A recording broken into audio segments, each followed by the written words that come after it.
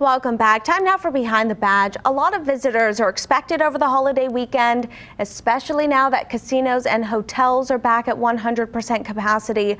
Unfortunately, in some cases, more visitors can mean more problems, especially on the roads. This morning, we're joined by Metro Officer Larry Hadfield and Sergeant Dave Stoddard to talk about some of the things that Metro is keeping an eye out for this holiday weekend. Good morning to you both. Good morning, Alyssa. Thank you for having us. Of course. So every holiday, this is a problem. Every holiday, you warn drivers that there will be increased enforcement, and yet it still happens. Tell us what you guys are doing to prepare for the holiday weekend. Well, Memorial Day is the unofficial start of summer, I'll say. And, with capacity at the Strip going to be up, it's great. I feel like we're going to get a lot of business this weekend for folks coming in. So what we do have is a traffic enforcement strategy that we're going to be employing throughout the course of this weekend.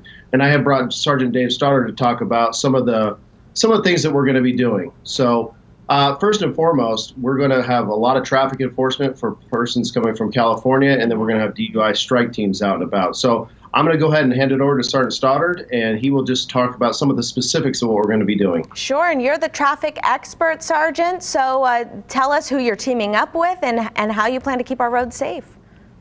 Yeah, so we will be partnering with several of the Southern Nevada law enforcement communities, definitely Nevada Highway Patrol, and again, several others. We're going to be targeting, right now it's click it or ticket time, so we're going to be targeting drivers that aren't wearing their seat belts.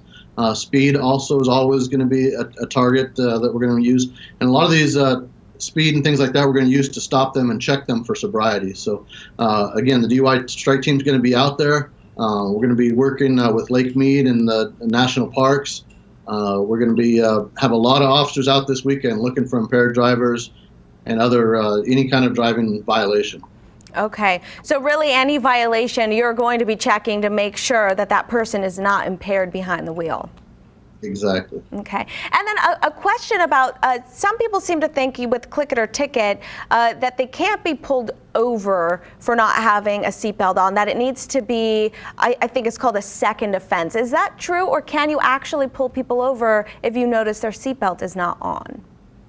Unfortunately, in Nevada, seatbelts is a primary offense. I don't understand it. I wish the legislatures would change that because the seatbelt is something that'll save lives. I mean, I can stop you for not having a cap on your gas tank, or having a Christmas tree hanging from your mirror, but I can't stop you for something that's going to save your life and save thousands of millions of dollars of health insurance. So yeah, unfortunately, it is a secondary offense. However, any decent cop out there can find a reason to stop you if you don't have your seatbelt on. Okay. All right. We thank you both so much for joining us this morning. And you heard it. I know that there's an Uber and Lyft shortage. Do you have any recommendations for people to get a ride with those shortages going on in order to avoid getting behind the wheel impaired? Well, I really think that, if you know what you're going to be doing this weekend, be prepared to deal with the way to get home. So if you know you're going to go to a pool party, make sure that you get together with a group of people, one who is going to be the primary driver who does not drink at all, so you guys can get your way home. It's so important to pre-plan in these cases. And just remember, if you get behind the wheel after you've been drinking, there's potential for you to die that afternoon or evening, or you to kill somebody else. And it's going to absolutely affect somebody's life if you are in a collision one way or another. So if you think in that way, it's an easy decision. So we all have friends that don't drink or are not going to be out there partying. Make sure you have somebody to call or you bring somebody with you. Great advice. Thank you both so much. Real quick, impaired driving also involves drugs too. So. Yeah.